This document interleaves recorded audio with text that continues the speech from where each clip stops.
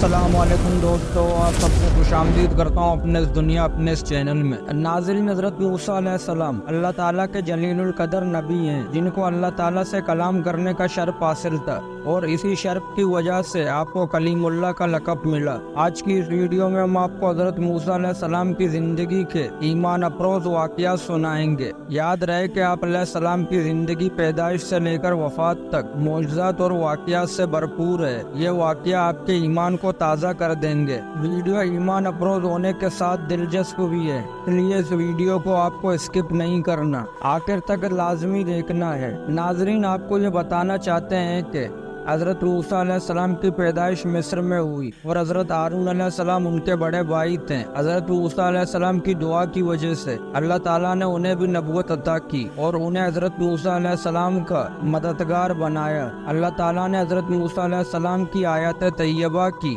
वाक़ियात कुरान मजीद की मुख्तलिफ सूरतों में बयां फरमाते हैं, कुछ जगह तफसील से और कुछ जगह इख्तिसार से। नाजरीन, आपको ये बताना चाहते हैं कि हज़रत मूसा अलैहिस्सलाम का जिक्र उन अंबिया में होता है जिनका कुरान पाक में बहुत ज्यादा जिक्र है। इसकी वजह से ये है कि हज़रत मूसा अलैहिस्सलाम की जिंदगी के हालात और वाक़ियात बाकी अंबिया अलैहिस्सलाम के मुकाबले में ज्यादा तफसील से बयां किए गए हैं। दोस्तों, हज़रत मूसा अलैहिस्सलाम के आने से पहले ही आप अलैहिस्सलाम का जिक्र शुरू हो चुका था और आप अलैहिस्सलाम की पैदाइश को रोकने के लिए हजारों बच्चे कत्ल कर दिए गए थे। ये 1520 कबल मसीह की बात है। मिस्र पर फिरौन बादशाह की हुकूमत थी, जिसे फतेह सानी के नाम से भी जाना जाता है। बाद ने उसका नाम मनफता भी लिखा है और वालिद रोमेसिस के बुढ़ापे की वजह से फिरौन हुक्मरान बना हुआ था। खुदाई का दावेदार ये बादशाह बहुत जालिम और जाबिर था। उसने बनी इसराइल को अपना गुलाम बना रखा था, हालांकि वो हज़रत यूसुफ अलैहिस्सलाम के ज़माने से वहाँ रहे थे।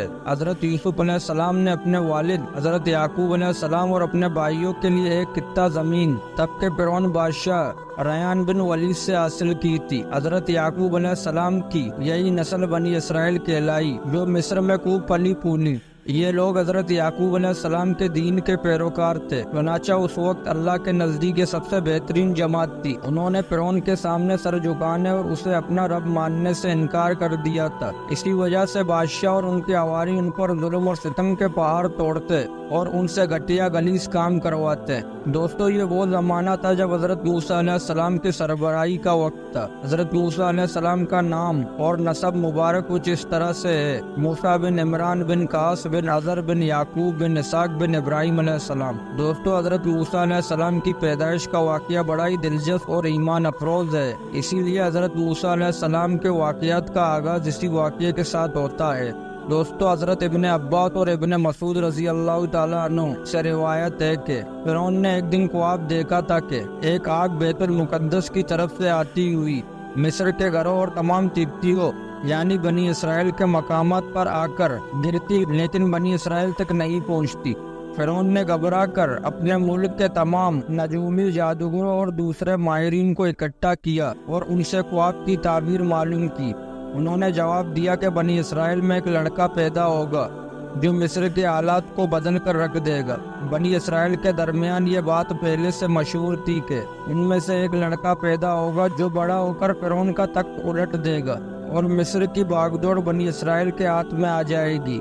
ये खबर फिरौन के दरबारियों ने मिस्र तक भी पहुंचा दी थी। लिहाजा इस ख्वाब के बाद फिरौन फिक्रमंद हो गया और उसने ये हुक्म दिया कि बनी इसराइल में पैदा होने वाले तमाम लड़कों को कत्ल कर दिया जाए। इस हुक्म के बाद फिरौन के अवारी और उसके सिपाहियों ने हर मुमकिन कोशिश की कि कोई भी नौमौलूद लड़का जिंदा ना बचे, लेकिन अल्लाह का फैसला आतिल होता है। देखते ही देखते बनी इसराइल के हजारों नौमौलूद बच्चे ज़िबा कर दिए गए। फिर एक वक्त आया जब फिरौन के सरदारों ने कहा कि अगर बनी इसराइल के लड़कों का ये कत्लेआम इस तरह चलता रहा तो हमें आइंदा खिदमतगार मिलना मुश्किल हो जाएंगे और फिर हमारे ये कमतर, घटिया और गलीस काम कौन करेंगे। इस पर फिरौन ने हुक्म दिया कि 1 साल छोड़कर लड़कों को कत्ल किया जाए और इसी दौरान हज़रत मूसा अलैहिस्सलाम पैदा हुए। नजूमियों ने फिरौन को इत्तला दी कि बच्चे की पैदाइश हो चुकी है।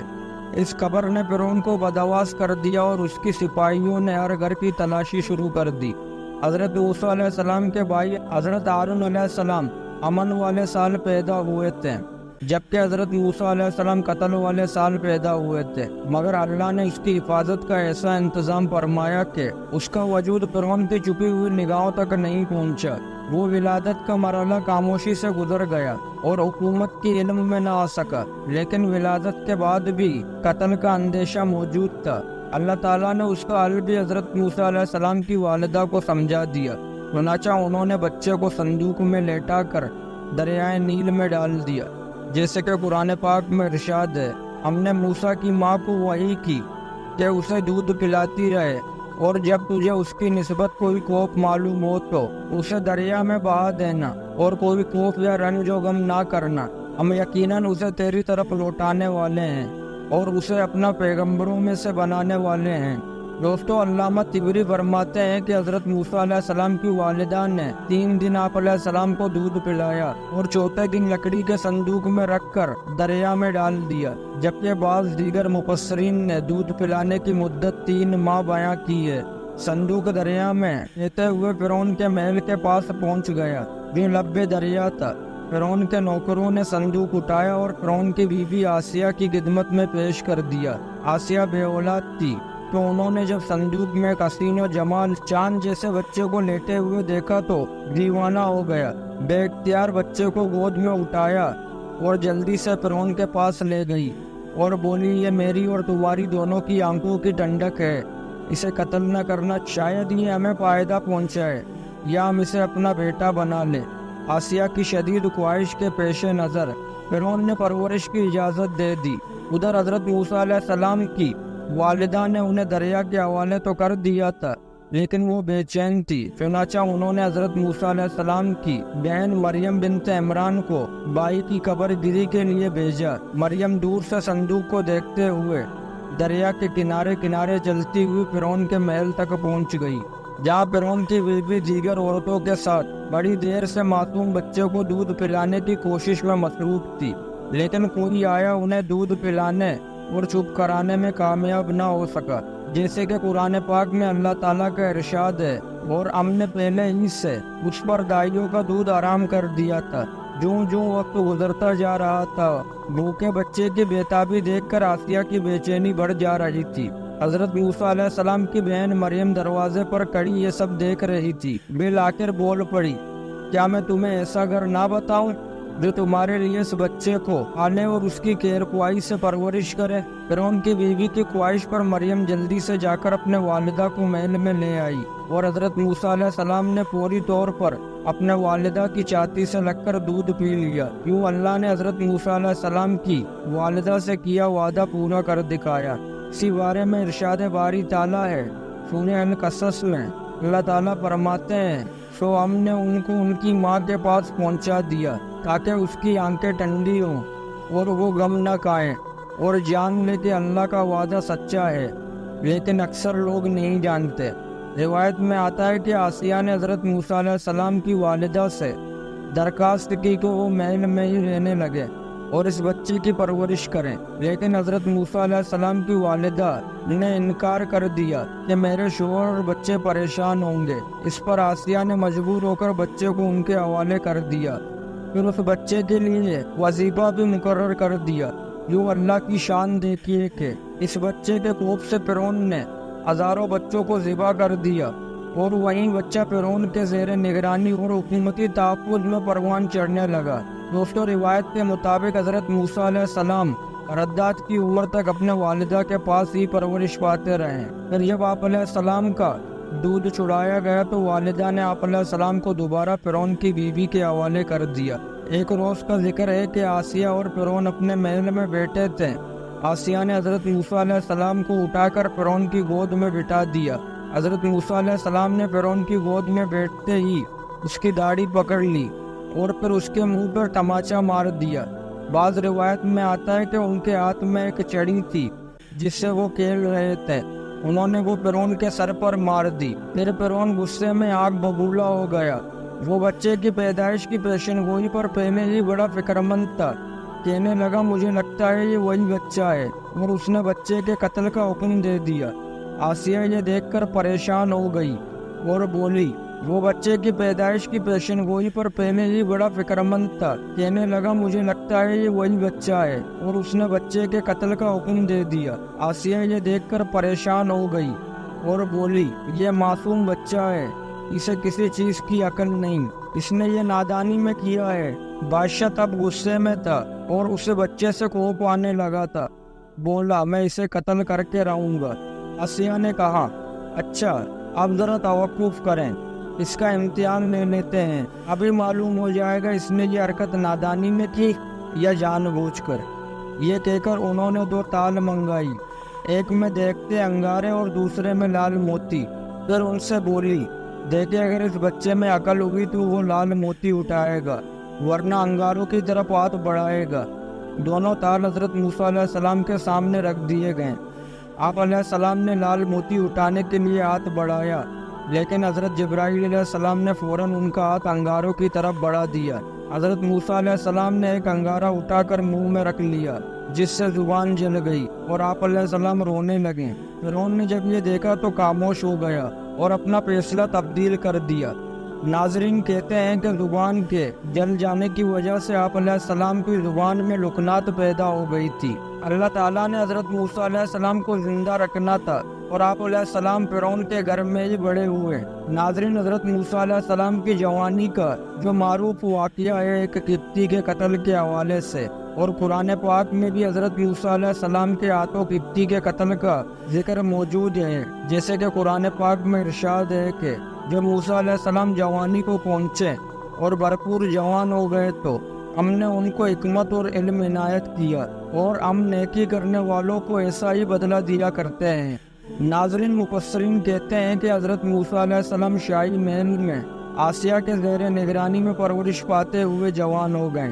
آپ علیہ السلام نہایت خوبصورت، طاقتور، سمجھدار اور دانا انسان تھے، اور مصر میں فرعون کے بیٹے کے طور پر مشہور تھے۔ اسی وجہ سے ان کا رعب و دبدبہ بھی بہت زیادہ تھا۔ حضرت موسیٰ علیہ السلام کو اس بات کا علم تھا کہ وہ قبطی نہیں بلکہ اسرائیلی ہے، لہذا جب فرعون اس کے حواری اور سپاہی اسرائیلیوں پر ظلم ڈھاتے تو آپ علیہ السلام کو اس بات کا بہت دکھ ہوتا۔ اکثر ظلم کے خلاف آواز بھی بلند کرتے اور بے گناہ اسرائیلیوں کی بھی مدد کرتے۔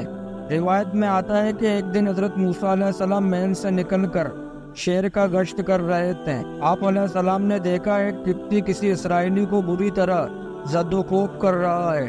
یہ منظر دیکھ کر آپ علیہ السلام رک گئے۔ اسرائیلی نے جب آپ علیہ السلام کو دیکھا تو مدد کے لیے پکارا۔ حضرت موسیٰ علیہ السلام دونوں کے قریب گئے اور قبطی کو روکنے کی کوشش کی، لیکن وہ ظلم سے باز نہ آیا۔ آپ علیہ السلام کافی دیر تک اسرائیلی کو چھڑوانے کی کوشش کرتے رہے، لیکن قبطی کسی طور پر اسے چھوڑنے کے لیے تیار نہ تھا۔ آخرکار آپ علیہ السلام سے صبر نہ ہو سکا اور اسے ایک مکہ رسید کر دیا، جس سے وہ مر گیا۔ حالانکہ آپ علیہ السلام کی نیت اسے مارنے کی نہ تھی۔ قبطی کے قتل کی خبر فرعون سمیت پورے مصر میں پھیل چکی تھی، لیکن کسی کو قاتل کا پتہ نہ تھا اور سپاہی قاتل کی تلاش میں سرگردہ تھے۔ دوسرے دن حضرت موسیٰ علیہ السلام پھر گشت کرنے کے لیے نکلے تھے کہ قبطی کے قتل کے رد عمل کا اندازہ ہو سکے۔ ابھی کچھ دور ہی گئے تھے کہ دیکھا وہی اسرائیلی کسی دوسرے قبطی سے جھگڑا کر رہا ہے۔ جب حضرت موسیٰ علیہ السلام کو دیکھا تو پھر مدد کے لیے پکارا۔ آپ علیہ السلام نے فرمایا بے شک تو ہی صحیح گمراہ شخص ہے، اور پھر آپ علیہ السلام قبطی کو چھڑوانے کے لیے آگے بڑھے۔ اسرائیلی نے سمجھا کہ یہ مجھ پر غصہ کر رہے ہیں اور آج مجھے مار ڈالیں گے، تو وہ فوراً چلا اٹھا، اے موسیٰ، جس طرح تم نے کل ایک قبطی کو مارا تھا آج مجھے قتل کرنا چاہتے ہو۔ قبطی نے جب یہ سنا تو فوراً فرعون کو خبر بھجوا دی اور فرعون نے حضرت موسیٰ علیہ السلام کی گرفتاری کا حکم دے دیا۔ دوستو، یوں فرعون کے حواریوں کو حضرت موسیٰ علیہ السلام کے ہاتھوں قبطی کے قتل کا علم ہوا تو انہوں نے آپ علیہ السلام کے قتل کا فیصلہ کر دیا۔ تاہم وہاں موجود آپ علیہ السلام کے ایک ہمدرد نے آ کر آپ علیہ السلام کو اس کی اطلاع کر دی، جیسے کہ قرآن پاک کی سورہ میں اللہ تعالیٰ ارشاد فرماتے ہیں، اور ایک شخص شہر کے دوسری طرف سے دوڑتا ہوا آیا اور بولا، موسیٰ علیہ السلام شہر کے رئیس تمہارے قتل کا مشورہ کر رہے ہیں، بس تم جلدی سے وہاں سے نکل جاؤ، میں تمہارا خیر خواہ ہوں۔ حضرت موسیٰ علیہ السلام وہاں سے نکل کھڑے ہوئے، کہنے لگے، ہیں پروردگار، مجھے ظالموں کے گروہ سے بچا لے۔ کہتے ہیں کہ حضرت موسیٰ علیہ السلام کو کوئی علم نہ تھا کہ کہاں جانا ہے، کیونکہ یہ حادثہ اچانک پیش آیا تھا۔ چنانچہ اللہ تعالیٰ نے ایک فرشتے کو گھوڑے پر بھیجا جس نے راستے کی نشاندہی کی۔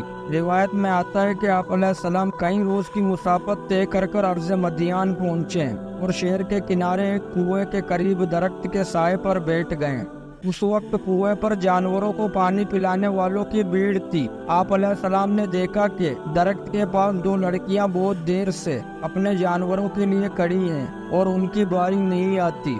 آپ علیہ السلام کے پوچھنے پر انہوں نے بتایا کہ ہمارے گھر میں کوئی جوان نہیں، والد بہت ضعیف ہے۔ جب سب لوگ اپنے جانوروں کو پانی پلا کر چلے جائیں گے تو پھر ہم اپنے جانوروں کو پانی پلائیں گے۔ حضرت موسیٰ علیہ السلام یہ سن کر کھڑے ہو گئے۔ آپ علیہ السلام جوان بھی تھے اور طاقتور بھی۔ آپ علیہ السلام نے لڑکیوں کے مویشیوں کو پکڑا اور لوگوں کے بیچ میں سے راستہ بناتے ہوئے کنویں تک پہنچ گئے۔ کنویں سے پانی نکال کر سب مویشیوں کو صحیح طور پر پانی پلایا اور واپس آ گئے۔ لڑکیوں نے آپ علیہ السلام کا شکریہ ادا کیا اور گھر کی طرف چل دیے۔ مفسرین نے لکھا ہے کہ وہ حضرت شعیب علیہ السلام کی صاحبزادیاں تھیں۔ جب وہ وقت سے پہلے گھر پہنچ گئے تو حضرت شعیب علیہ السلام کو تعجب ہوا اور جلدی آنے کی وجہ دریافت کی، جس پر لڑکیوں نے پورا واقعہ بتایا۔ حضرت شعیب علیہ السلام خوش ہوئے اور فرمایا، جاؤ اور اس اللہ کے نیک اجنبی بندے کو میرے پاس لے آؤ۔ حضرت موسیٰ علیہ السلام کیونکہ ایک لمبا سفر طے کر کے مصر سے مدین پہنچے تھے، کچھ زیادہ راہ بھی ساتھ نہ تھا، جبکہ سفر کی تھکان اور بھوک سے نڈال تھے، جس کا ذکر قرآن پاک میں یوں ملتا ہے۔ تھوڑی دیر میں ان میں سے ایک عورت شرم و حیا کے ساتھ چلتی ہوئی ان کی طرف آئی اور کہنے لگی، تمہیں میرے والد بلا رہے ہیں کہ تم نے جو ہمارے جانوروں کو پانی پلایا تھا اس کی اجرت دینا چاہتے ہیں۔ جب وہ حضرت شعیب علیہ السلام کے پاس آئے اور ان سے اپنا سارا حال بیان کیا تو انہوں نے کہا، اب کچھ کوپ نہ کرو، تم ظالموں سے نجات پا چکے ہو۔ ایک لڑکی بولی، ابا جان ان کو نوکر رکھ لیجئے، کیونکہ وہ بہترین نوکر ہوگا جو آپ رکھیں گے۔ انہوں نے حضرت موسیٰ علیہ السلام سے کہا، میں چاہتا ہوں کہ اپنی 2 بیٹیوں میں سے ایک کا تم سے نکاح کر دوں، اس شرط پر کہ تم 8 برس میری خدمت کرو، اور اگر 10 سال پورے کر دو تو یہ تمہاری طرف سے احسان ہوگا، اور میں تم پر کوئی تکلیف ڈالنا نہیں چاہتا، تم مجھے انشاءاللہ نیک لوگوں میں پاؤ گے۔ حضرت موسیٰ علیہ السلام نے اس شرط کو منظور کر لیا۔ قصہ مختصر، حضرت موسیٰ علیہ السلام کا حضرت شعیب علیہ السلام کی صاحبزادی سے نکاح ہو گیا۔ جب 10 سال مکمل ہو گئے تو حضرت موسیٰ علیہ السلام نے اپنے والدہ اور بہن بھائیوں سے ملنے کے لیے مصر جانے کا ارادہ کیا اور حضرت شعیب علیہ السلام سے رخصت چاہی۔ حضرت شعیب علیہ السلام نے اپنی صاحبزادیوں کے ساتھ کچھ مال مویشی اور زیادہ سواری دے کر رخصت کیا۔ راستے میں ملک شام کے بادشاہوں سے خطرہ تھا، اس لیے عام راستہ چھوڑ کر غیر معروف راستہ اختیار کیا۔ سردی کا موسم تھا اور اہلیہ کے یہاں ولادت قریب تھی۔ پھر یہ کہ راستے سے بھٹک کر طور پہاڑ کی مغربی اور دائنی سمت جانے لگے۔ اندھیری رات تھی اور برفانی سردی تھی۔ اس حالت میں اہلیہ کو درد ذہ شروع ہو گیا۔ حضرت موسیٰ علیہ السلام نے انہیں سردی سے بچانے کے لیے پتھر سے آگ جلانی چاہی، لیکن پتھروں کے رگڑنے سے آگ روشن نہ ہو سکا۔ پریشانی کے عالم میں ادھر ادھر نگاہ ڈالی تو دور کنویں دور پر آگ نظر آئی۔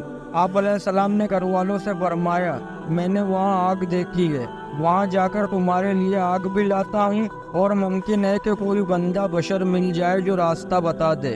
یوں اللہ تعالیٰ کی منشا کے مطابق حضرت موسیٰ علیہ السلام طور سینا کی طرف چل دیے۔ قریب پہنچے تو ایک حیرت انگیز منظر دیکھا کہ ہر ایک سب درخت کے اوپر آگ سے شعلے بھڑک رہے ہیں، مگر درخت کی کوئی شاخ جلتی نہیں اور نہ کوئی پتا دھواں ہے اور نہ تپشک، جبکہ درخت کی سر و سبزی اور شادابی اپنے عروج پر ہے۔ بعض روایت میں ہے کہ جب آگ ان کی طرف بڑھی تو وہ گھبرا کر پیچھے ہٹ گئے، اور جیسے ہی واپس جانے لگے آواز آئی، اے موسیٰ، یقیناً میں ہی تمہارا پروردگار ہوں، تم اپنے جوتے اتار دو، تم طوا کی مقدس وادی میں ہو، میں نے تمہیں منتخب کر لیا ہے، تو جو حکم دیا جائے اسے غور سے سنو۔ حضرت موسیٰ علیہ السلام نے اللہ تعالیٰ کی آواز سنی تو وہ دیر تک کھڑا رہ گیا، آپ علیہ السلام نے فوراً اپنے جوتے اتار دیے۔ اللہ تعالیٰ نے آپ علیہ السلام کو شریعت کی تعلیم دی اور پھر فرمایا، اے موسیٰ تمہارے دائنے ہاتھ میں کیا ہے؟ انہوں نے کہا، یہ میری لاٹھی ہے، اس سے میں سہارا لیتا ہوں، بکریوں کے لیے پتے گراتا ہوں اور اس میں میرے لیے اور بھی کئی فائدے ہیں۔ اللہ تعالیٰ نے فرمایا، موسیٰ اسے زمین پر پھینک دو۔ انہوں نے اسے زمین پر پھینکا تو وہ سانپ بن کر دوڑنے لگا۔ اللہ تعالیٰ نے فرمایا، اسے پکڑ لو اور ڈرو مت، ہم اسے پھر سے اپنی پرانی حالت میں لے آئیں گے، اور اپنا ہاتھ اپنی بغل میں ڈال دو تو وہ سفید چمکدار ہوا نکلے گا، بغیر کسی بیماری، بغیر کسی عیب کے ساتھ۔ یہ دوسرا معجزہ ہے، یہ اس لیے کہ تمہیں اپنی بڑی بڑی نشانیاں دکھانا چاہتے ہیں۔ تم فرعون کے پاس جاؤ، اس نے بڑی سرکشی مچا رکھی ہے۔ حضرت موسیٰ علیہ السلام نے کہا، اے میرے پروردگار، میرا سینہ کھول دے اور میرے کام کو آسان کر دیں اور میری زبان کی گرہ کھول دے تاکہ وہ میری بات سمجھ سکے، اور میرے گھر والوں میں سے ایک کو میرا وزیر یعنی مددگار مقرر فرما دے، یعنی میرا بھائی ہارون علیہ السلام کو، تاکہ اس سے میری کمر مضبوط ہو جائے اور ہم دونوں ساتھ تیری تسبیح بیاں کر سکے اور ساتھ تجھے یاد کرے۔ اللہ تعالیٰ نے فرمایا، موسیٰ تمہاری تمام دعائیں قبول کر لی گئی ہے۔ دوستوں، یوں حضرت موسیٰ علیہ السلام طور سینا سے نبوت لے کر لوٹے اور اپنی اہلیہ کو لے کر مصر روانہ ہو گئے۔ روایت میں ہے کہ اللہ تعالیٰ نے حضرت ہارون علیہ السلام کو نبوت کا منصب پر فائز فرما کر حضرت موسیٰ علیہ السلام کے مصر آنے کی خبر دے دی تھی۔ چنانچہ حضرت ہارون علیہ السلام نے آپ علیہ السلام کا استقبال کیا اور گھر لے گئے۔ حضرت موسیٰ علیہ السلام 10 سال بعد گھر والوں سے مل رہے تھے۔ حکم الہی کی تکمیل کے لیے دوسرے ہی دن دونوں بھائی فرعون کے دربار میں پہنچ گئے۔ حضرت موسیٰ علیہ السلام نے فرعون سے فرمایا، اے فرعون، ہم رب العالمین کی طرف سے بھیجے گئے ہیں، تم ہمارے ساتھ بنی اسرائیل کو روانہ کر دو۔ فرعون نے کہا، اے موسیٰ، کیا تم نے میرے گھر پرورش نہیں پائی اور کیا تم نے یہاں رہتے ہوئے قتل نہیں کیا تھا، اور تم تو ناشکرے معلوم ہوتے ہو۔ موسیٰ علیہ السلام نے کہا، ہاں، وہ حرکت مجھ سے نا امیدی سے ہو گئی تھی اور میں قطع کاروں میں سے تھا۔ جب مجھے تم سے ڈر لگا تو میں یہاں سے نکل گیا، پھر رب العالمین نے مجھے دیانی عطا کی اور اپنا رسول بنایا۔ مجھ پر کیا تمہارا یہی احسان ہے جو تم مجھ پر جتا رہے ہو، اور تم نے بنی اسرائیل کو غلام بنا رکھا ہے؟ فرعون نے کہا، رب العالمین کیا ہے؟ حضرت موسیٰ علیہ السلام نے فرمایا، وہ آسمان اور زمین اور جو کچھ ان دونوں میں ہے سب کا مالک ہے، یہ اس لیے کہ تم لوگوں کو یقین ہو۔ فرعون نے اپنے لوگوں سے کہا، کیا تم سن نہیں رہے ہو؟ کیا تمہیں اس بات پر تعجب نہیں کہ میرے سوا بھی کوئی معبود ہے؟ حضرت موسیٰ علیہ السلام نے فرمایا، وہ تمہارا اور تمہارے اگلے باپ داداؤں کا بھی پروردگار ہے۔ فرعون نے کہا، لوگوں، تمہارا یہ رسول جو تمہاری طرف بھیجا گیا ہے یہ تو یقیناً دیوانہ ہے۔ موسیٰ علیہ السلام نے کہا، مشرق اور مغرب اور جو کچھ ان دونوں میں ہے وہ سب کا مالک اللہ ہے، بس تمہیں سمجھنا چاہیے۔ فرعون نے کہا، اگر تم نے میرے سوا کسی اور کو معبود بنایا تو میں تمہیں قید کر دوں گا۔ حضرت موسیٰ علیہ السلام نے کہا، میں آپ کے پاس روشن چیز یعنی معجزہ لاؤں گا۔ فرعون نے کہا، اگر تم سچے ہو تو لاؤ اور دکھاؤ۔ پھر انہوں نے اپنی لاٹھی زمین پر ڈالی تو وہ اسی وقت ایک زہریلا سانپ بن گیا، اور اپنا ہاتھ جو بغل سے نکالا تو وہ سفید چمکدار نظر آنے لگا۔ یہ دیکھ کر فرعون اپنے آس پاس بیٹھے سرداروں سے کہنے لگا، بھائی، یہ کوئی جادوگر ہے، یہ تو چاہتا ہے کہ تمہیں اپنے جادو کے زور سے تمہارے ملک سے نکال دے، تو تمہاری کیا رائے ہے؟ ان سب نے کہا، آپ اسے اور اس کے بھائی کو مہلت دیں اور تمام شہروں میں ایک قاصد روانہ کر دیں جو آپ کے پاس ماہر جادوگر کو جمع کر کے لائیں۔ فرعون نے حضرت موسیٰ علیہ السلام سے کہا، ہم بھی تمہارے مقابلے ایسا ہی جادو لائیں گے، ہمارے اور تمہارے درمیان ایک وقت مقرر کر لو کہ نہ تو ہم اس کے خلاف جائیں اور نہ تم، اور یہ مقابلہ صاف میدان میں ہوگا۔ حضرت موسیٰ علیہ السلام نے کہا، زینت و جشن کے دن کا وعدہ ہے اور یہ لوگ اس دن جشن کے وقت اکٹھا ہو جائیں۔ دوستو، روایت کے مطابق جشن والے دن ہزاروں کی تعداد میں جادوگر میدان میں جمع کر لیے گئے۔ بادشاہ بھی اپنے مذاہبین کو لے کر تخت شاہی پر بیٹھ گئے۔ میدان کے چاروں طرف لاکھوں انسانوں کا دمال تھا۔ لوگ اس بازار کو دیکھنے کے لیے جمع تھے۔ ایک طرف مصر کے جادوگر اپنے جادوگی ساز و سامان کے ساتھ بڑے تکبرانہ انداز میں کڑے خوشبویوں میں مصروف تھے، تو دوسری طرف اللہ کے دو نیک بندے اور نبی حضرت موسیٰ علیہ السلام اور حضرت ہارون علیہ السلام کڑے بارگاہ الہی میں دعا گوتے ہیں۔ جادوگر بولے موسیٰ یا تم اپنی چیز پہلے ڈالو یا ہم اپنی چیز پہلے ڈالتے ہیں۔ موسیٰ علیہ السلام نے کہا پہلے تم ڈالو۔ جب انہوں نے چیزیں ڈالی تو ان کی رسیاں اور لاٹیاں جادو کے زور سے دوڑتی ہوئی محسوس ہونے لگی۔ اس وقت موسیٰ علیہ السلام کے دل میں خوف پیدا ہوا تو اللہ نے وحی بھیجی، اے موسیٰ ڈرو مت، بلا شک تم ہی غالب آؤ گے، ذرا اپنا عصا زمین پر پھینکو اور پھر دیکھو۔ چنانچہ لاٹھی کا زمین پر پھینکنا تھا کہ وہ ایک بڑے خوفناک اژدہا میں تبدیل ہو گیا اور جو کچھ جادوگروں نے بنایا تھا ان سب کو نگل گیا۔ یہ دیکھ کر جادوگر زمین پر گر گئے اور پکار اٹھے، ہم تمام جانوں کے مالک پر ایمان لائے ہیں جو موسیٰ علیہ السلام اور ہارون علیہ السلام کا رب ہے۔ فرعون کے لیے یہ سب کچھ بڑا عجیب، نہایت حیرت انگیز اور بہت غمناک تھا۔ وہ جن جادوگروں کے ذریعے فتح اور غلبے کی آس لگائے بیٹھا تھا وہ نہ صرف مغلوب ہو گئے بلکہ موسیٰ علیہ السلام کے رب پر بھی ایمان لائے۔ فرعون نے غضبناک ہو کر کہا، میری اجازت کے بغیر تم اس شخص پر ایمان لائے، یقیناً یہ تم سب سے بڑا جادوگر ہے، میں تم سب کے ہاتھ پاؤں کاٹ کر سولی پر لٹکا دوں گا۔ انہوں نے کہا کہ کوئی عرض نہیں، ہم اپنے پروردگار کے طرف لوٹنے والے ہیں۔ ناظرین، روایت کے مطابق فرعون نے ان سب جادوگروں کے ہاتھ پاؤں کاٹ کر سولی پر لٹکا دیا لیکن وہ ایمان سے پھرے۔ ناظرین، روایت بتاتی ہے کہ جادوگر کے ایمان لانے اور انہیں بے دردی سے شہید کرنے کے بعد بھی فرعون کی سرکشی جاری رہی۔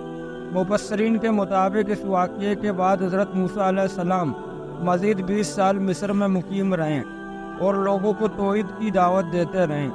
اس دوران اللہ تعالیٰ نے حضرت موسیٰ علیہ السلام کو 9 معجزات عطا کیے تاکہ فرعون اور اس کی قوم کو راہ راست پر لایا جا سکے، جیسے کہ قرآن پاک کی سورہ بنی اسرائیل میں اللہ تعالیٰ فرماتے ہیں، اور ہم نے موسیٰ کو 9 معجزات عطا کیے۔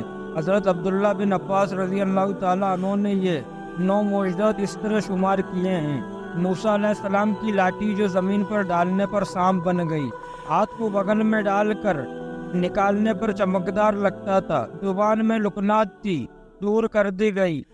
بنی اسرائیل کے دریا کو پار کرنے کے لیے دریا کو پڑ کر اس کے 2 حصے کر دیے گئے اور راستہ بنا دیا۔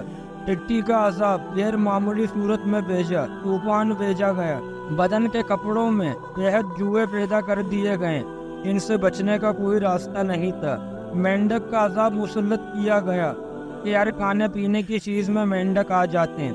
خون کا عذاب بھیجا گیا کہ ہر برتن اور کھانے پینے میں خون مل جاتا۔ حضرین، یہ سب موسیٰ علیہ السلام کے کھلے معجزات تھے۔ ہونا تو یہ چاہیے تھا کہ ان معجزات کو دیکھ کر قوم فرعون راہ راست پر آ جاتی، لیکن وہ اب بھی تکبر اور شرک میں مبتلا رہے، اور یہی وجہ تھی کہ قوم فرعون پر اللہ نے 6 مختلف عذاب نازل کیے۔ ان بارے میں قرآن کریم میں اللہ تعالیٰ فرماتے ہیں، پھر ہم نے ان پر طوفان بھیجا اور ٹڈیاں اور گن کا کیڑا اور مینڈک اور خون۔ ناظرین، اس آیات میں قوم فرعون پر مسلط ہونے والے 5 قسم کے عذابوں کا ذکر ہے۔ حضرت عبداللہ بن عباس رضی اللہ تعالیٰ عنہ کی تفسیر کے مطابق ان میں سے ہر عذاب ایک وقت تک رہا، پھر موقوف ہو گیا اور کچھ مہلت دی گئی، اس کے بعد دوسرا اور پھر تیسرا عذاب مختلف وقت پر آیا۔ ابن منظر نے حضرت عبداللہ بن عباس رضی اللہ تعالیٰ عنہ کی روایت سے نقل کیا ہے کہ ان میں سے ہر عذاب قوم فرعون پر 7 روز تک مسلط رہا۔ ہفتے کے دن شروع ہو کر دوسرے ہفتے کے دن رفع ہو جاتا اور پھر 3 ہفتوں کی مہلت دی جاتی۔ دوستو، آئیے آپ کو ان عذابوں کی مختصر تفصیل بتاتے ہیں جو کہ اصل میں حضرت موسیٰ علیہ السلام کے معجزات تھے۔ یاد رہے کہ قرآن پاک میں ان عذابات کا ذکر اس لیے بھی کیا گیا ہے کہ تاکہ ہم بھی اللہ تعالیٰ کے نافرمانوں سے اپنے آپ کو بچائیں اور اللہ کے عذاب سے ڈریں۔ سب سے پہلے عذاب طوفان کا عذاب تھا۔ امام بقی رحمہ اللہ نے ابن عباس رضی اللہ تعالیٰ عنہ سے نقل کیا ہے کہ جب پہلی مرتبہ قوم فرعون پر طوفان کا عذاب مسلط ہوا تو موسیٰ علیہ السلام کی دعا سے رفع ہو گیا، مگر یہ لوگ سرکشی سے باز نہ آئے۔ پھر حضرت موسیٰ علیہ السلام نے دعا کی، اے میرے پروردگار، یہ ایسے سرکش لوگ ہیں کہ عذاب طوفان سے بھی متاثر نہ ہوئے، اور معاہدہ کر کے پیچھے ہٹ گئے۔ اب ان پر کوئی ایسا عذاب مسلط فرما دیجیے جو ان کے لیے دردناک اور ہمارے قوم کے لیے نشان عبرت میں اور بعد میں آنے والوں کے لیے ڈر اور عبرت بنے۔ تو اللہ تعالیٰ نے ان پر طوفان کا عذاب بھیج دیا۔ قوم فرعون کے گھروں اور زمینوں کو پانی کے طوفان نے تباہ اور برباد کر دیا، جبکہ بنی اسرائیل کے مقامات اور زمینوں کو اس پانی کے طوفان سے محفوظ رکھا گیا۔ اس طوفان سے گھبرا کر قوم فرعون نے موسیٰ علیہ السلام سے التجا کی کہ اپنے پروردگار سے دعا کیجیے کہ یہ عذاب ہم سے دور فرما دے، تو ہم ایمان لے آئیں گے اور بنی اسرائیل کو بھی آزاد کر دیں گے۔ حضرت موسیٰ علیہ السلام کی دعا سے عذاب دور ہو گیا اور ان کی کھیتیاں پہلے سے زیادہ ہری بھری ہو گئی، تو کہنے لگے در حقیقت یہ طوفان کوئی عذاب نہ تھا کہ ہمارے فائدے کے لیے آیا تھا، جس کا نتیجہ یہ نکلا کہ ہمارے زمینوں کی پیداوار بڑھ گئی، اس لیے موسیٰ علیہ السلام کا اس میں کچھ دخل نہیں۔ اور یہ کہہ کر سب عہدوں اور پیموں کو نظر انداز کر دیا۔ یہ لوگ 1 مہینہ امن اور عافیت میں رہیں۔ اللہ نے ان کو غور و فکر کی مہلت دی تھی، لیکن ان کو ہوش نہ آیا، تو پھر ان پر دوسرا عذاب ٹڈیوں کی صورت میں مسلط کر دیا گیا کہ سال بھر کی سختی پھر بھی ان کی سرکشی اور شکانی برقرار رہا، نہ ایمان لائے اور نہ بنی اسرائیل کو آزاد کیا۔ 1 مہینہ پھر اللہ تعالیٰ نے مہلت دی۔ اس مہلت کے بعد تیسرا عذاب حمل کا مسلط ہوا۔ کمل اس مخلوق کو بھی کہتے ہیں جو انسان کے بالوں اور کپڑوں میں پیدا ہوتا ہے، اور اس کے کیڑے کو بھی کہتے ہیں جو گلے میں لگ جاتا ہے۔ کمل کا یہ عذاب ممکن ہے کہ دونوں ایک سام کے کیڑوں پر مشتمل ہو کر گلوں میں گن لگ گیا اور انسان کے بدن اور کپڑوں میں جوؤں کا طوفان امڑ گیا۔ اس گن نے گلوں کا حال ایسا کر دیا کہ 10 سیر گیہوں پیسنے کے لیے نکالتے تو اس میں سے 3 سیر آٹا بھی نہ نکلتا، اور جوؤں نے ان کے بالوں، پلکوں اور بوئے تک کو کھا لیا۔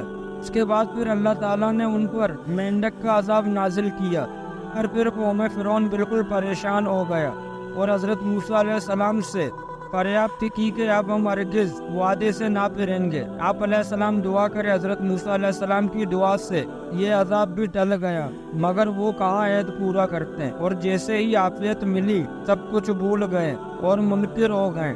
پھر بھی ان کو 1 مہینے کی مہلت دی گئی، لیکن اس مہلت کا بھی کوئی فائدہ نہیں اٹھایا، تو ان پر چوتھا عذاب مینڈکوں کا مسلط کر دیا گیا، اور ان کے گھروں میں اس قدر مینڈک پیدا ہو گئے کہ بیٹھتے مینڈکوں کا ڈھیر لگ جاتا، سوتے لیٹتے تو سارا بدن ان سے ڈب جاتا، کروٹ لینا ناممکن ہو جاتا۔ پکتی ہوئی ہانڈی میں رکھے کھانے میں مینڈک آ جاتے، ہر چیز میں مینڈک بھر جاتے ہیں۔ اس عذاب سے عاجز آ کر سب رونے لگے۔ حضرت موسیٰ علیہ السلام کی دعا سے اس عذاب کو بھی ہٹا دیا۔ اس عذاب سے نجات پا کر یہ پھر اپنے اڈرمی پر اتر گئے اور کہنے لگے کہ اب تو ہمیں اور بھی یقین ہو گیا ہے کہ موسیٰ علیہ السلام بہت بڑے جادوگر ہیں، اور یہ سب ان کے جادوگری کا کرشمہ ہے، یہ رسول نبی کچھ بھی نہیں۔ اللہ تعالیٰ نے پھر 1 مہینے کی مہلت عطا کی، لیکن اس مہلت کا بھی کوئی فائدہ نہ اٹھایا، تو 5واں عذاب خون کا مسلط کر دیا گیا کہ ان کے ہر کھانے پینے کی چیز خون میں رنگ گئے۔ کنویں سے اوس سے جہاں کہیں سے پانی نکالتے خون بن جاتا، کھانا پکانے کے لیے رکھتے تو وہ بھی خون بن جاتا۔ ان سب عذابوں میں حضرت موسیٰ علیہ السلام کا یہ معجزہ مسلسل تھا کہ ہر عذاب سے بنی اسرائیل بالکل محفوظ تھی۔ خون کے عذاب کے وقت قوم فرعون کے لوگوں نے بنی اسرائیل کے گھروں سے پانی مانگا، جب وہ ان کے ہاتھ میں گیا تو وہ خون بن گیا۔ ایک ہی دسترخوان پر بیٹھ کر قبطی اور اسرائیلی کھانا کھاتے ہیں، تو وہ جو لقمہ اسرائیلی اٹھاتا وہ اپنی اصلی حالت میں ہوتا، اور جو لقمہ یا پانی کا گھونٹ قبطی کے منہ میں جاتا وہ خون بن جاتا۔ یہ عذاب بھی 7 روز جاری رہا، پھر آخر میں دعا کی گئی اور عذاب ہٹا دیا گیا، مگر یہ لوگ اپنی گمراہی پر قائم رہے۔ اسی لیے قرآن کریم نے فرمایا ہے ان لوگوں نے تکبر سے کام لیا اور یہ لوگ بڑے عادی مجرم تھے۔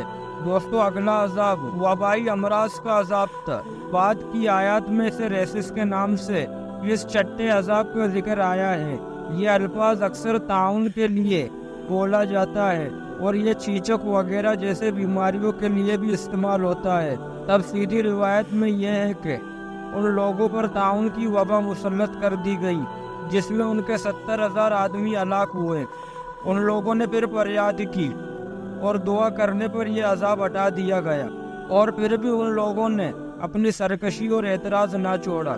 اتنی مسلسل آزمائشوں اور مہلتوں کے بعد بھی ان میں سے کوئی احساس نہیں ہوا تو آخری عذاب آ گیا کہ سب اپنے مکان، زمین اور سامان چھوڑ کر موسیٰ علیہ السلام کے ساتھ نکل آئے اور وہی ایمر کا لقمہ بن گئے۔ دوستو، آئیے آپ کو بتاتے چلے کہ فرعون اور اس کی قوم کو اللہ نے کیسے غرق فرمایا۔ اللہ تعالیٰ کے مختلف عذاب نازل ہونے کے باوجود فرعون کا تکبر، گھمنڈ اور ظلم و ستم اپنی انتہا کو پہنچ چکا تھا۔ وہ اور اس کی قوم حضرت موسیٰ علیہ السلام اور ان کے ساتھیوں کے خون کے پیاسے تھے۔ ایسے میں اللہ تعالیٰ نے حضرت موسیٰ علیہ السلام کو ہجرت کا حکم فرمایا، جیسے کہ قرآن کریم میں اللہ تعالیٰ نے ارشاد فرمایا ہے، اور ہم نے موسیٰ کی طرف وحی بھیجی کہ راتوں رات میرے بندوں کو لے کر نکل جاؤ، پھر ان کے لیے دریا میں لاٹھی مار کر راستہ بنا دو۔ تمہیں نہ تو فرعون کا پکڑے جانے کا خوف ہوگا اور نہ ہی ڈوبنے کا ڈر۔ حضرت موسیٰ علیہ السلام نے رات کو بنی اسرائیل کو لے کر مصر سے دریائے کلثم کی طرف نکل پڑے، جو بحیرہ احمر بھی کہلاتا ہے۔ علامہ طبری رحمہ اللہ کا بیان ہے کہ حضرت موسیٰ علیہ السلام کے ساتھ 6,30,000 سوار اور 20,000 پیدل تھے۔ اس کے علاوہ عورتیں، لڑکیاں اور بچے بھی تھے۔ حضرت موسیٰ علیہ السلام نے 9 محرم کو ہفتے کے دن سورج گرنے کے بعد مصر سے روانہ ہوئے۔ فرعون کو ان کے نکلنے کی خبر صبح ہوئی۔ اس نے فوراً 7 لاکھ سے زیادہ سوار کے ساتھ ان کا پیچھا کیا۔ جب بنی اسرائیل نے اپنے پیچھے فرعون کی فوجی سیلاب اور آگے وپریت لہروں کو دیکھا تو گھبرا گئے، جیسے کہ اللہ تعالیٰ نے قرآن پاک میں فرمایا ہے۔ تو موسیٰ کے ساتھیوں نے کہا، ہم تو یقیناً پکڑ لیے گئے ہیں۔ موسیٰ علیہ السلام نے کہا، ہرگز نہیں، یقیناً مان لو میرا رب میرے ساتھ ہے، جو ضرور مجھے راہ دکھائے گا۔ ہم نے موسیٰ علیہ السلام کی طرف وہی بھیجی کہ دریا پر اپنی لاٹھی مارو۔ انہوں نے دریا پر لاٹھی ماری تو اس میں بڑا راستہ نکل آیا، اور بنی اسرائیل کا بڑا قبیلہ اس میں سے گزر گیا۔ لشکر فرعون نے یہ حیرتناک منظر دیکھ کر حیران ہو گیا۔ فرعون بھی قدرت کے کرشمے کو دیکھ کر متاثر ہو گیا، لیکن پھر بھی اپنی فرعونیت کو سنبھالتے ہوئے بولا، تم لوگ فکر نہ کرو، یہ سب کرشمہ میرا ہے، جس سے دریا کی روانگی رک گئی اور راستہ نکل آیا، تاکہ میں اپنے بگوڑوں کو پکڑ کر سزا دے سکوں۔ یہ کہہ کر اس نے آگے بڑھ کر اپنا گھوڑا دریا میں ڈال دیا اور لشکر کو پیچھے آنے کا حکم دیا۔ جب فرعون اور اس کا لشکر دریا کے راستے میں سما گیا تو اللہ تعالیٰ نے دریا کو روانگی کا حکم دے دیا اور دریا کے سب حصے آپس میں مل گئے۔ جب فرعون ڈوبنے لگا تو پکار اٹھا، میں اللہ تعالیٰ پر ایمان لاتا ہوں، جیسے کہ قرآن مجید کی سورہ مومن میں اللہ تعالیٰ نے فرمایا ہے۔ پھر جب انہوں نے ہمارا عذاب دیکھ لیا تو کہنے لگے، ہم اللہ واحد پر ایمان لائیں، اور جن جن کو ہم اس کا شریک بنا رہے تھے ان سب سے انکار کیا۔ جب فرعون ڈوب گیا تو اس کی موت کا بہت سے لوگوں کو یقین نہ تھا، تو اللہ تعالیٰ کے حکم سے پانی نے اس کی لاش کو باہر سوکھئی پر پھینک دیا، جس کا سب نے مشاہدہ کیا، جیسے کہ قرآن پاک کی سورہ یونس میں اللہ تعالیٰ نے ارشاد فرمایا ہے، آج ہم تیری لاش کو پانی سے نکالیں گے تاکہ تو ان کے لیے نشان عبرت ہو جو تیرے بعد ہیں، اور بہت سے لوگ ہماری نشانیوں سے بے خبر ہیں۔ دوستو، آج بھی فرعون منفتح ثانی کی مانند آلود شدہ لاش عبرت کا نشان بنی مصر کے عذاب خانے میں محفوظ ہے۔ روایت میں آتا ہے کہ فرعون اور اس کے لشکر کی ہلاکت یوم عاشورہ کو ہوئی۔ امام بخاری رحمہ اللہ نے حضرت ابن عباس رضی اللہ تعالیٰ عنہ سے روایت کیا ہے کہ رسول اکرم صلی اللہ علیہ وآلہ وسلم مدینہ منورہ تشریف لائے تو یہودی عاشورہ یعنی 10 محرم کا روزہ رکھ رہے تھے، تو آپ صلی اللہ علیہ وسلم نے پوچھا، یہ کون سا روزہ ہے جو تم رکھتے ہو؟ انہوں نے کہا کہ یہ وہ دن ہے جب موسیٰ علیہ السلام کو فرعون پر غلبہ آیا تھا۔ نبی اکرم صلی اللہ علیہ وسلم نے اپنے اصحاب سے فرمایا، تم موسیٰ علیہ السلام کے زیادہ حقدار ہو، لہذا تم بھی روزہ رکھ۔ دوستو، روایت میں آتا ہے کہ حضرت موسیٰ علیہ السلام فرعون کے ڈوبنے کے بعد بنی اسرائیل کے ساتھ بحیرہ احمر پار کر کے وادی سینا کی طرف چلے۔ راستے میں ایک ایسی قوم کے پاس سے گزرے جو بتوں کو پوجا کرتے تھے۔ بنی اسرائیل نے جب یہ دیکھا تو کہنے لگے، اے موسیٰ، جیسے ان لوگوں کے معبود ہیں ہمارے لیے بھی ایسا ہی ایک معبود بنا دو۔ موسیٰ علیہ السلام نے کہا، تم بڑے ہی جاہل ہو، یہ لوگ جس کام میں لگے ہوئے ہیں یہ تباہ کیا جائے گا، اور ان کا یہ کام صرف بے بنیاد ہے۔ فرمایا، کیا اللہ تعالیٰ کے سوا تمہارے لیے کوئی اور محبوب تلاش کروں؟ حالانکہ اس نے تمہیں تمام جانوں پر فوقیت دی ہے۔ حضرت موسیٰ علیہ السلام اپنی قوم کو لے کر آگے بڑھتے گئے۔ اللہ نے بنی اسرائیل کی ہدایت اور رہنمائی کے لیے حضرت موسیٰ علیہ السلام کو آسمانی کتاب دینے کا فیصلہ کیا۔ چنانچہ اللہ عز و جل نے آپ علیہ السلام کو 30 راتوں کے لیے کوہ طور پر بلایا، جس میں مزید 10 راتوں کا اضافہ کر کے اسے 40 راتیں کر دیا۔ حضرت موسیٰ علیہ السلام نے کوہ طور پر جانے سے قبل اپنے بھائی حضرت ہارون علیہ السلام کو اپنا جانشین مقرر کیا۔ حضرت ہارون علیہ السلام بھائی بھی تھے اور نبی بھی۔ کہا جاتا ہے کہ حضرت موسیٰ علیہ السلام وقت مقرر پر کوہ طور پہنچے اور پروردگار سے ہم کلام ہوئے تو کہنے لگے، اے میرے پروردگار، مجھے اپنا جلوہ دکھائیں، میں آپ کو ایک نظر دیکھ لوں۔ ارشاد ہوا، تم مجھے ہرگز نہیں دیکھ سکتے، لیکن تم اس پہاڑ کی طرف دیکھو، اگر وہ اپنی جگہ پر برقرار رہا تو تم بھی مجھے دیکھ سکو گے۔ اور جب اللہ تعالیٰ نے پہاڑ پر تجلی فرمائی تو تجلی نے اس کے پڑکچے اڑا دیے اور موسیٰ علیہ السلام بے ہوش ہو کر گر پڑے۔ پھر جب ہوش میں آئے تو عرض کیا، بے شک آپ کی ذات پاک ہے، میں آپ کے حضور میں توبہ کرتا ہوں، اور میں سب سے پہلے آپ پر ایمان لانے والا ہوں۔ ارشاد ہوا، اے موسیٰ، میں نے تمہیں اپنا پیغام اور اپنے کلام سے لوگوں میں ممتاز کیا ہے، تو جو میں نے تمہیں عطا کیا ہے اسے پکڑ لو اور میرا شکر ادا کرو۔ اور ہم نے تورات کی تختیوں میں ان کے لیے ہر قسم کی نصیحت اور ہر چیز کی تفصیل لکھ دی۔ دوستو، روایت کے مطابق حضرت موسیٰ علیہ السلام کا اللہ عز و جل سے دوسری بار کلام ہونا تھا۔ روایت میں آتا ہے کہ حضرت موسیٰ علیہ السلام جب 40 راتوں کے لیے کوہ طور گئے تو پیچھے سامری نام کا ایک قبطی، جو حضرت موسیٰ علیہ السلام کا پڑوسی تھا اور بظاہر آپ علیہ السلام پر ایمان لا کر ساتھ ہو گیا تھا، بنی اسرائیل سے سونے کے زیور اکٹھا کر کے ایک بچڑا تیار کیا، جس میں اس نے حضرت جبرائیل علیہ السلام کے گھوڑے کے سمن کے نیچے کی مٹی بھی شامل کر دی۔ یہ مٹی اس نے چپکے سے اس وقت لی تھی جب حضرت جبرائیل علیہ السلام ان لوگوں کو دریا پار کروا رہے تھے۔ یہ بچڑا جب تیار ہو گیا تو یہ کچھ بیل کی آواز نکالتا تھا، یعنی جب اس میں آواز داخل ہو جاتی تو اس میں سے گائے یا بیل کی آواز نکلتی۔ اس آواز سے سامری نے بنی اسرائیل کو گمراہ کیا اور بولا کہ یہی تمہارا اصل معبود ہے، اور قرآن پاک میں اس کا ذکر یوں آیا ہے۔ پھر اس نے ان کے لیے ایک بچڑا بنا دیا، یعنی بچڑے کا بت، جس کی گائے سی آواز تھی، اور کہنے لگا کہ یہی تمہارا معبود ہے، اور موسیٰ علیہ السلام کا بھی، لیکن موسیٰ علیہ السلام بھول گیا ہے۔ دوستو، کہا جاتا ہے کہ حضرت موسیٰ علیہ السلام جب تورات لے کر واپس آئے تو دیکھا کہ بنی اسرائیل سامری کے بچڑے کی پرستش کر رہے ہیں۔ آپ علیہ السلام کو سخت ناگوار گزرا، اور جب انہوں نے اپنے بھائی حضرت ہارون علیہ السلام کے سر کے بالوں اور داڑھی کو پکڑ کر انہیں سخت الفاظ میں کہا، حضرت ہارون علیہ السلام نے عرض کیا، اے میرے بھائی، داڑھی اور سر کے بالوں کو مت کھینچو، دراصل قوم نے مجھے کمزور خیال کیا اور میرے قتل کے دروازے کھلے رہے۔ حضرت موسیٰ علیہ السلام سامری کی طرف متوجہ ہوئے اور فرمایا، کیوں نے یہ حرکت کیوں کی؟ اس نے کہا، میں نے فرشتے کے نقشے پاس سے مٹی ایک مٹھی میں بھر لی، پھر اس کو بچڑے کے لقب میں ڈال دیا، اور مجھے یہ کام اچھا لگا۔ حضرت موسیٰ علیہ السلام نے کہا، اچھا جا، تجھے دنیا کی زندگی میں تیری سزا یہی ہے کہ تو کہتا پھرے گا کہ مجھے نہ چھونا، اور تیرے لیے ایک اور وعدہ ہے، یعنی عذاب کا، تو تجھ سے ٹل نہیں سکے گا۔ اور پھر ایسا ہی ہوا۔ سامری عمر پر یہی کہتا رہا کہ مجھے نہ چھونا، کیونکہ اسے چھوتے ہی چھونے والا اور سامری دونوں جسم بخار میں مبتلا ہو جاتے۔ پھر وہ انسانوں کی بستی سے نکل کر جنگل میں چلا گیا، جہاں جانوروں کے ساتھ زندگی گزاری اور عبرت کا نمونہ بن گیا۔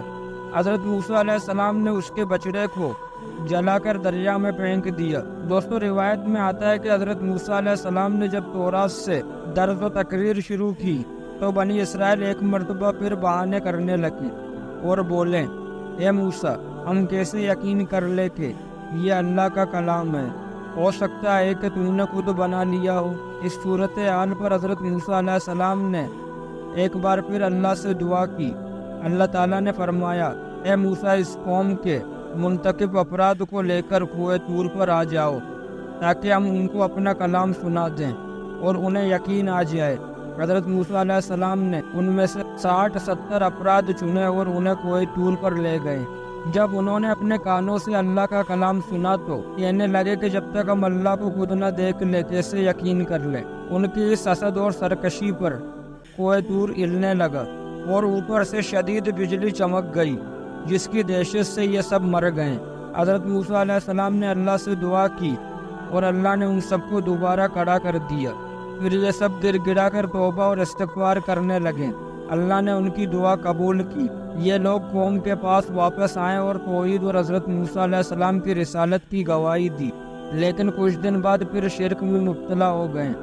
اس بار اللہ تعالیٰ نے ان کے سروں پر کوہ طور لا کے کھڑا کر دیا، جیسے کہ قرآن پاک میں اللہ تعالیٰ فرماتے ہیں، اور جب ہم نے تم سے وعدہ لیا اور تم پر طور پہاڑ لا کر کھڑا کیا اور حکم دیا کہ جو کتاب ہم نے تمہیں دیا ہے اس کو مضبوطی سے پکڑ لو اور جو کچھ اس میں ہے اسے یاد رکھو تاکہ عذاب سے محفوظ رہو۔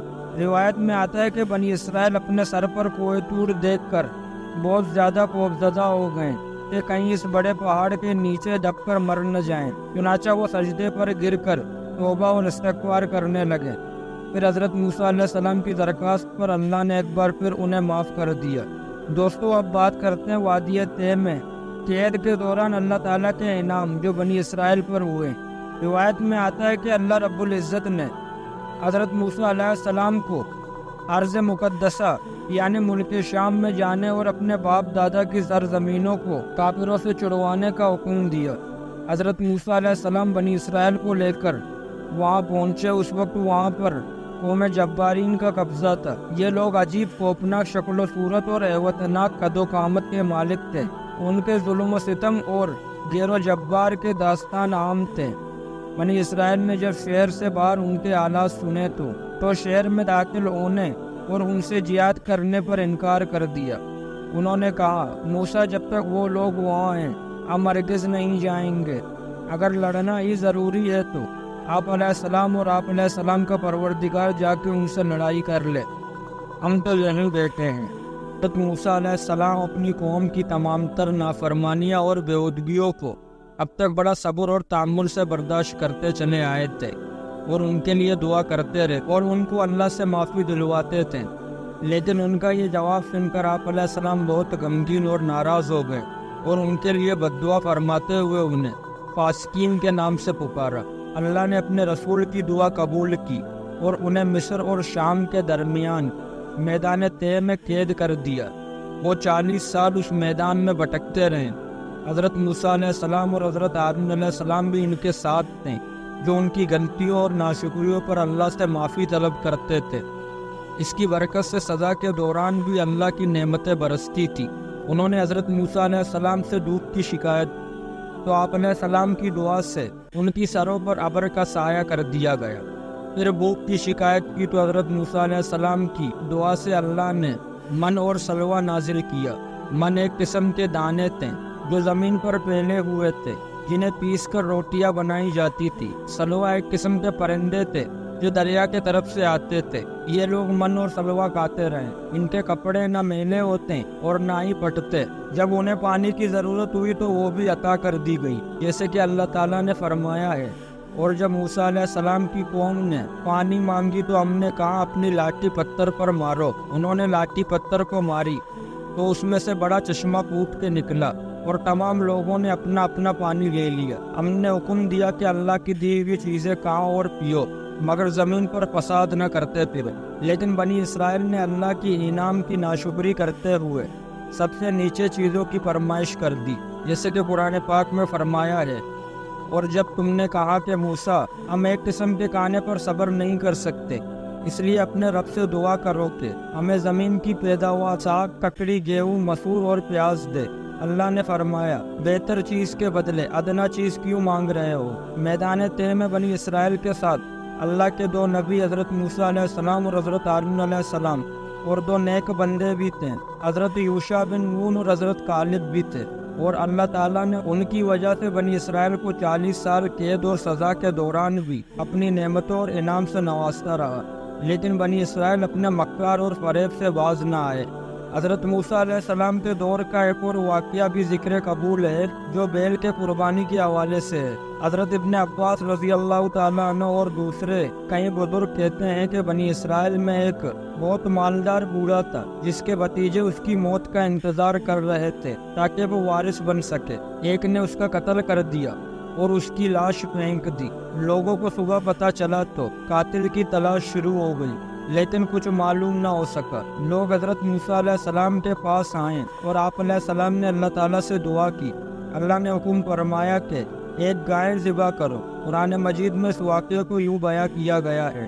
حضرت موسیٰ علیہ السلام نے اپنی قوم سے کہا کہ اللہ تمہیں حکم دیتا ہے کہ ایک بیل ذبح کرو، اور انہوں نے جواب دیا، تم ہم سے مذاق کر رہے ہو؟ موسیٰ علیہ السلام نے کہا، میں اللہ کی پناہ مانگتا ہوں کہ نادان نہ بنو۔ انہوں نے کہا، اپنے پروردگار سے پوچھ کر بتاؤ کہ وہ بیل کیسا ہو۔ اللہ تعالیٰ فرماتے ہیں کہ وہ بیل نہ تو بوڑھا ہو اور نہ ہی بچڑا، بلکہ بیچ کا یعنی جوان ہو۔ تو جو حکم تمہیں دیا گیا ہے وہی کرو۔ انہوں نے کہا کہ اپنے پروردگار سے پوچھ کر بتائیں کہ ان کا رنگ کیسا ہو۔ موسیٰ علیہ السلام نے کہا، پروردگار فرماتے ہیں اس کا رنگ گہرا زرد ہو جو دیکھنے والوں کے دل کو خوشی دے۔ انہوں نے کہا، پروردگار سے پھر درخواست کیجئے کہ ہمیں بتائے کہ وہ اور کس کس طرح کا ہو، کیونکہ بہت سے بیل ہمیں ایک دوسرے کے مشابہ لگتے ہیں۔ پھر اللہ نے چاہا تو ہمیں ٹھیک بات معلوم ہو جائے گی۔ حضرت موسیٰ علیہ السلام نے کہا، اللہ تعالیٰ فرماتے ہیں کہ وہ بیل کام میں لگا ہوا نہ ہو، زمین جوڑنے اور نہ ہی کھیتی کو پانی دیتا ہو، میں کسی طرح کا داغ نہ ہو۔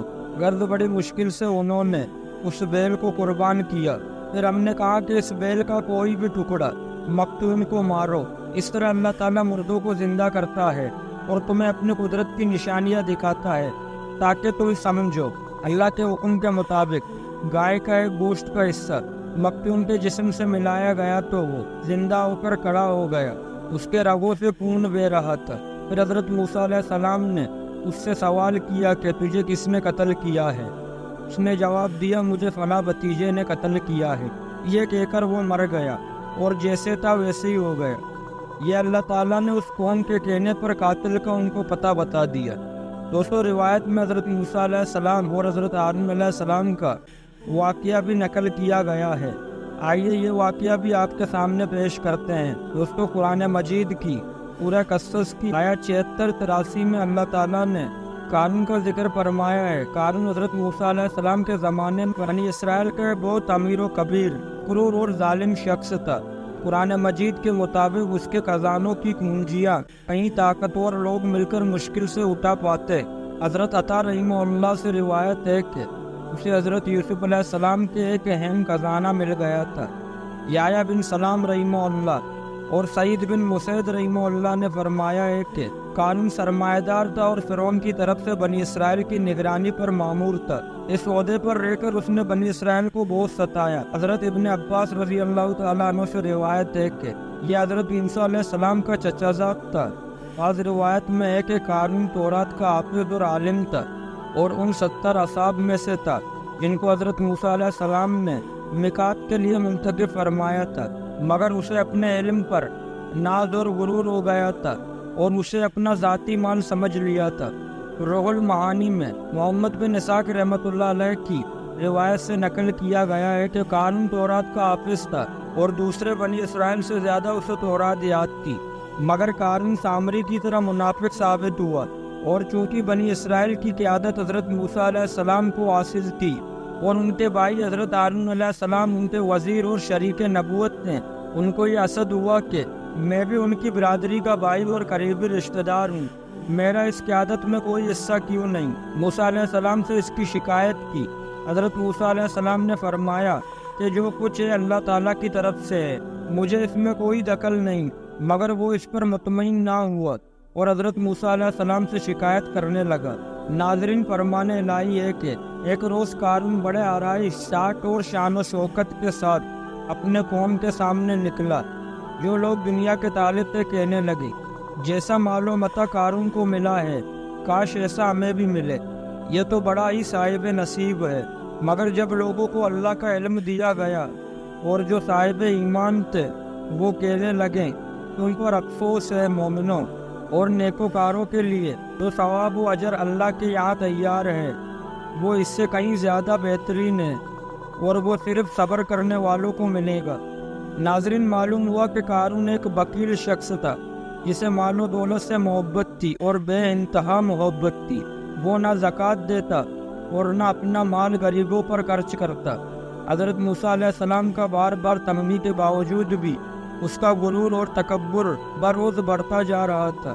اللہ تعالیٰ نے اسے اس کی مال و دولت کے ساتھ زمین پر دفن کر دیا، جیسے کہ قرآن پاک میں اللہ تعالیٰ نے فرمایا ہے، ہم نے قارون اور اس کے گھر کو زمین میں دسا دیا، اور اللہ نے ایک امیر کبیر مغرور اور بخیل شخص کو رہتی دنیا تک کے لیے عبرت کا نشان بنا دیا۔ یہ تھا حضرت موسیٰ علیہ السلام کی زندگی کے حالات اور واقعات۔ اب بات کرتے ہیں حضرت موسیٰ علیہ السلام کی وفات کا۔ یاد رہے کہ بنی اسرائیل 40 سال تک سیرہ طے میں بھٹکتے رہے۔ کھلے میدان سے نکلنے کے لیے صبح سے شام تک سفر کرتے، لیکن شام کو وہی جگہ موجود ہوتے جہاں سے شروع کیا تھا۔ حضرت موسیٰ علیہ السلام اور حضرت ہارون علیہ السلام بھی ساتھ تھے۔ ایک دن سیرہ طے میں طور نامی پہاڑ پر پہنچے، پر حضرت ہارون علیہ السلام کا انتقال ہو گیا اور انہیں وہیں دفن کر دیا گیا۔ 120 سال کی عمر میں حضرت موسیٰ علیہ السلام کا بھی انتقال ہو گیا۔ بنی اسرائیل کے سب لوگ مر گئے، بنی اسرائیل کی اولاد اور حضرت یوشع بن نون علیہ السلام اور حضرت کالب علیہ السلام باقی بچ گئے۔ 40 سال کی مدت پوری ہونے کے بعد اللہ کے حکم سے حضرت یوشع بن نون علیہ السلام کی قیادت میں بنی اسرائیل کو شام اور بیت المقدس میں داخل ہوئے، اور روایت میں آتا ہے کہ ملک الموت کو حضرت موسیٰ علیہ السلام کی طرف بھیجا گیا تو آپ علیہ السلام نے ان کو ایک تپڑ مارا۔ ملک الموت اپنے رب کے پاس پہنچے اور عرض کیا، آپ نے مجھے ایسے بندے کے پاس بھیجا جو موت کا ارادہ نہیں رکھتا۔ اللہ تعالیٰ نے فرمایا کہ واپس جاؤ، انہیں کہہ دو کہ بیل کے پشت پر ہاتھ رکھے تو ان کے ہاتھ کے نیچے جتنے بال آ جائیں گے، ہر بال کے بدلے 1 سال کی زندگی ملے گی۔ حضرت موسیٰ علیہ السلام نے پوچھا، ہے پروردگار پھر کیا ہوگا؟ فرمایا پھر موت ہے۔ حضرت موسیٰ علیہ السلام نے کہا تو پھر ابھی صحیح۔ پھر حضرت موسیٰ علیہ السلام نے دعا کی، اس آخری وقت میں مجھے ارض مقدس کے قریب کر دے۔ اللہ تعالیٰ نے حضرت موسیٰ علیہ السلام کی دعا قبول کی۔ فرشتوں نے انہیں ایک عمدہ خوشبو سونگائی اور روح قبض کر لی۔ فرشتوں نے حضرت موسیٰ علیہ السلام کی نماز جنازہ ادا کیا اور دفن کر دیا۔ دوستوں، مسجد احمد میں حضرت انس بن مالک رضی اللہ تعالیٰ عنہ سے روایت ہے کہ رسول اکرم صلی اللہ علیہ وسلم نے فرمایا کہ جس رات مجھے آسمانوں پر لے جایا گیا تو حضرت موسیٰ علیہ السلام کے پاس سے گزر ہوا۔ آپ علیہ السلام وہاں سرخ ٹیلے کے پاس اپنی قبر میں کھڑے نماز ادا کر رہے تھے۔ دوستو، یہ تھی ہماری آج کی ویڈیو۔ کمنٹ سیکشن میں اپنے رائے کا اظہار ضرور کریں اور بتائیں کہ آپ کو ہماری آج کی ویڈیو کیسی لگی۔